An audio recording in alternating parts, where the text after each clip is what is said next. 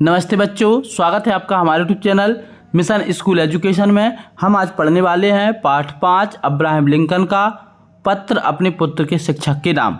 कक्षा 9वीं की bridge course का ये पाठ है, सभी को पढ़ लेना है और अपनी ब्रिज कोर्स की किताब निकाल करके ये पूरी कार्यपुस्तिका को आपको हल कर लेना है। बढ़ते हैं पहले कार्यपत्र की तरफ और जल्दी से हल करते हैं हम अपना पाठ 5। इसमें हमारा जो पहला कार्यपत्रक है, इसमें हमको ऋतुलेख लिखना है, जिसमें आपको लिख लेना है शिक्षक, व्यक्तियों, राजनीतिज्ञों, आदर्श, प्रणेता, समर्पित, मूल्यवान, खुशियाँ, चिंतित, मधुमक्खियाँ, विलक्षण, अविस्मरणीय, विचारणीय, निरर्थक, कसौटी, कनखियों, बुद्धिबल, अंतरात्मा, सहानुभूति, मृदुभाषी, सम्मानीय, अविस्मरणीय, फरिश्ता, अगाध, सहानुभूति, कनखियों, बाहुबल, अंतरात्मा और सनकियों। ये आपको लिख लेना है। यहाँ पर कनखियों 2 बार आया है, ये वाला कनखियों आपका गलत है, बाकी सही है। इस तरीके से हमने श्रुतलेख लिख लिए। अब हमारा दूसरा कार्यपत्रक है। दूसरे कार्यपत्रक को भी हमें स्पीड से हल करना है। दूसरे कार्यपत्रक में हमारा जो प्रश्न है वह पहले नंबर का प्रश्न है कि दिए गए शब्दों के अर्थ साहित्य वाक्य लिखिए। तो पहला शब्द है हमारा मृदुभाषी। मृदुभाषी का मतलब होता है मीठा बोलने वाला। दूसरा शब्द है सम्मानीय। सम्मानीय का अर्थ होता है सम्मान करने वाला। तो इसका हमने वाक्य बना दिया, बड़े बुजुर्ग हमेशा सम्मानीय होते हैं। तीसरा है अविस्मरणीय, मतलब जो भुलाया न जा सके। तो स्कूल के दिन अविस्मरणीय होते हैं। फिर है फरिश्ता। फरिश्ता का मतलब होता है देवदूत। माता पिता हमारे लिए फरिश्ते होते हैं। फिर है अगाध। अगाध का मतलब होता है बहुत गहरा। समुद्र में अगाध जल भरा होता है, इसका हमने वाक्य बना दिया। अगला है सहानुभूति। सहानुभूति का मतलब होता है संवेदनशील होना। हमें बच्चों के प्रति सहानुभूति रखनी चाहिए, संवेदनशील होना चाहिए। हमें अपने से छोटे बच्चों को मारना, पीटना, डांटना, फटकारना नहीं चाहिए। अगला है कनखियों। कनखियों मतलब होता है चोरी चोरी नज़र डालना या किसी चीज़ को तिरछी नज़र से देखना। छोटे बच्चे कनखियों से देखकर गोल हो जाते हैं। गोल हो जाते हैं मतलब भाग जाते हैं। बाहुबल। बाहुबल का मतलब होता है शारीरिक शक्ति। जिसके पास शारीरिक शक्ति होती है वही बाहुबली होता है या उस बाहुबल कहलाता है। तो जिसके पास बाहुबल होता है वह निर्बल को डराता है। यहाँ बाहुबल लिख लेना है, ला में छोटी की मात्रा नहीं लगाना है, गलती से लग गई है, यहाँ पे बाहुबल है। अंतरात्मा। अंतरात्मा मतलब होता है आंतरिक आत्मा। आंतरिक आत्मा मतलब हमारी मन की आवाज़। हमें अंतरात्मा की आवाज़ सुननी चाहिए। और लास्ट है सनकियों, मतलब विचित्र या अजीब गरीब व्यक्ति। समाज में कुछ लोग सनकी होते हैं, कुछ अजीब गरीब लोग होते हैं, विचित्र तरीके के लोग होते हैं, उनको हम सनकी बोलते हैं। इस तरीके से पूरे कार्यपत्र को हल कर लिया हमने। यहाँ पर आपको 2 स्पेलिंग सुधार लेनी है। बाहुबली की जगह आपको बाहुबल कर लेना है, ला से बड़ी की मात्रा हटा देनी है। और अंतरात्मा की आवाज़ सुननी चाहिए, ना कि सुनानी। तो ना में आ की मात्रा की जगह केवल आपको ना लगा देना है। ये आपको 2 स्पेलिंग सुधार लेनी है, ये बहुत ज़रूरी है। बढ़ते हैं हम अपने अब अगले कार्यपत्रक की तरफ। हमारा अगला कार्यपत्रक नंबर 3 है। दिए गए प्रारूप के अनुसार अपने मित्र को जन्मदिन की बधाई देते हुए पत्र लिखें। तो हमको इस कार्यपत्रक को हल करना है और मित्र को पत्र लिखना है। इसमें स्पष्ट तरीके से लिखा हुआ है। ये पत्र का जो प्रकार है वह अनौपचारिक है। 2 तरीके के पत्र होते हैं, औपचारिक पत्र और अनौपचारिक पत्र। औपचारिक पत्र जो है ऑफिशियली होता है, कार्यालय के लिए लिखा जाता है, अधिकारी कर्मचारियों के लिए लिखा जाता है। अनौपचारिक पत्र किसी मित्र को बधाई देने, शुभकामना देने, निमंत्रण देने के लिए लिखा जाता है।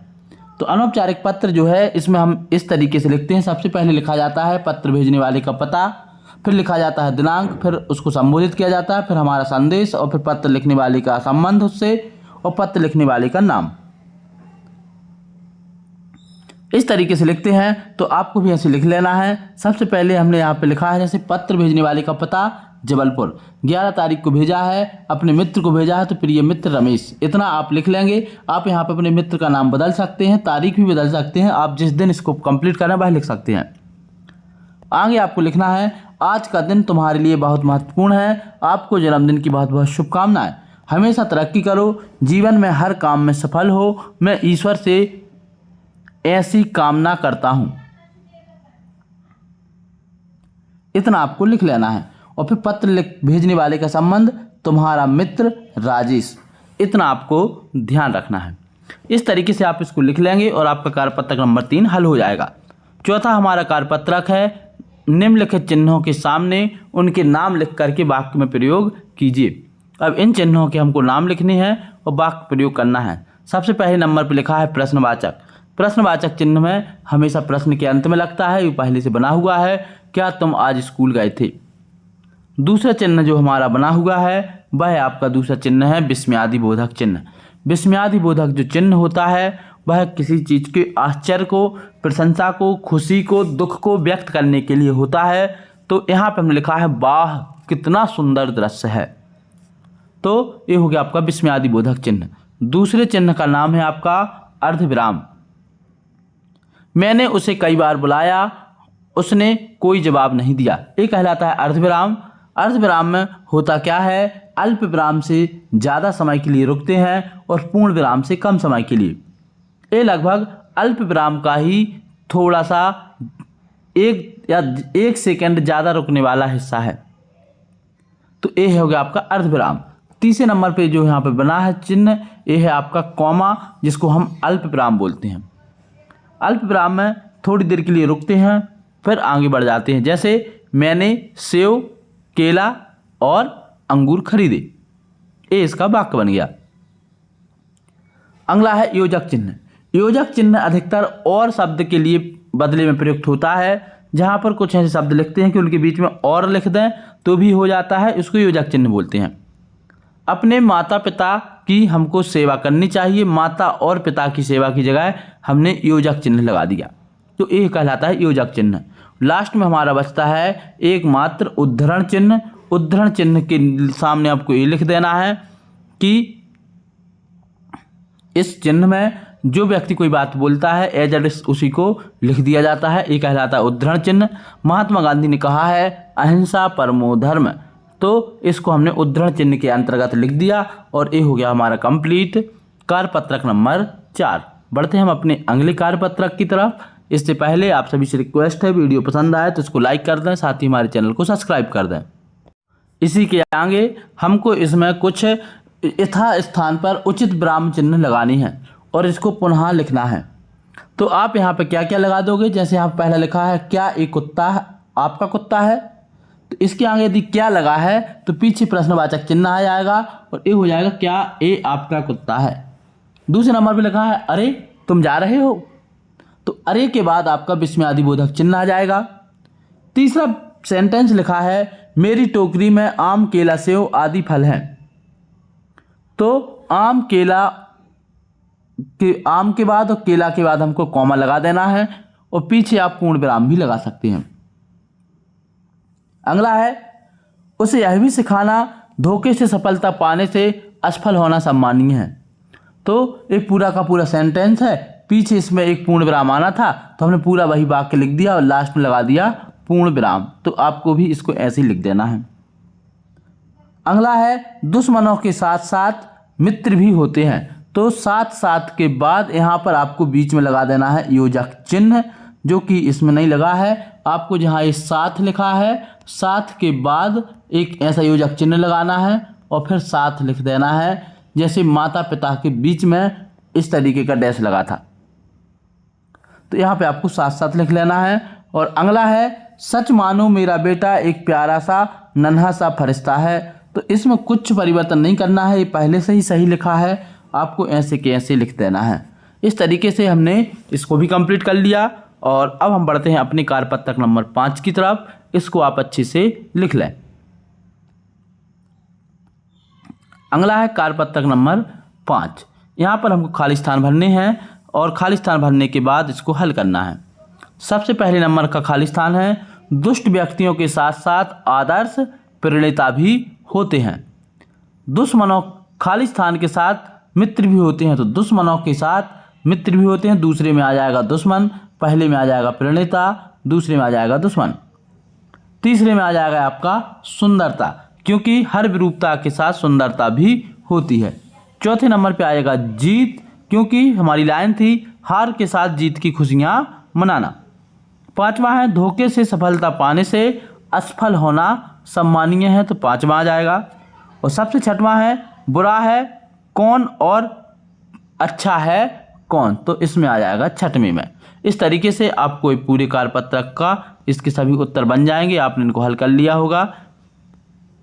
पहले में प्रणीता है, दूसरे में दुश्मनों है, तीसरे में सुंदरता है, चौथे में जीत है, 5वें में असफल है और 6वें में अच्छा है। कार्यपत्रक नंबर 5 भी हमने हल कर लिया। अब हम बढ़ते हैं कार्यपत्रक नंबर 6 की तरफ।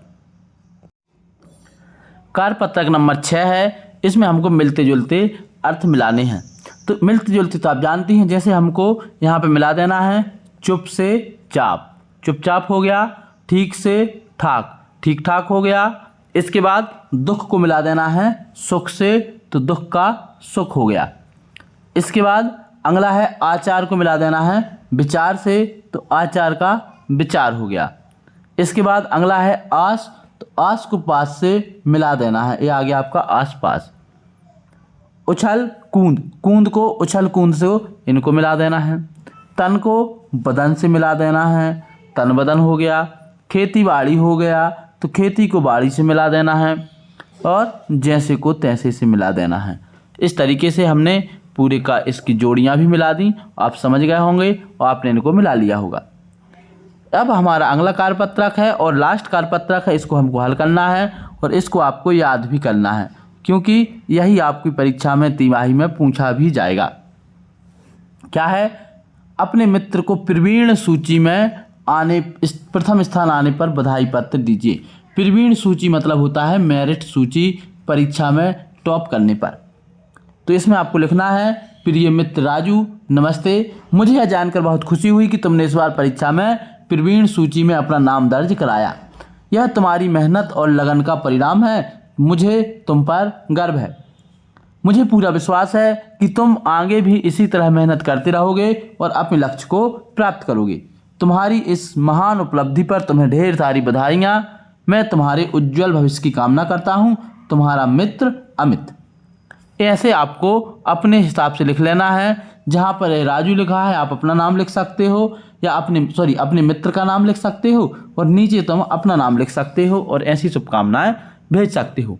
इस तरीके से हमने कार्यपत्रक नंबर 7 भी हल कर लिया और ये पाठ पूरा हमारा कंप्लीट हो गया कि अब्राहम लिंकन का पत्र अपने पुत्र के शिक्षक के नाम।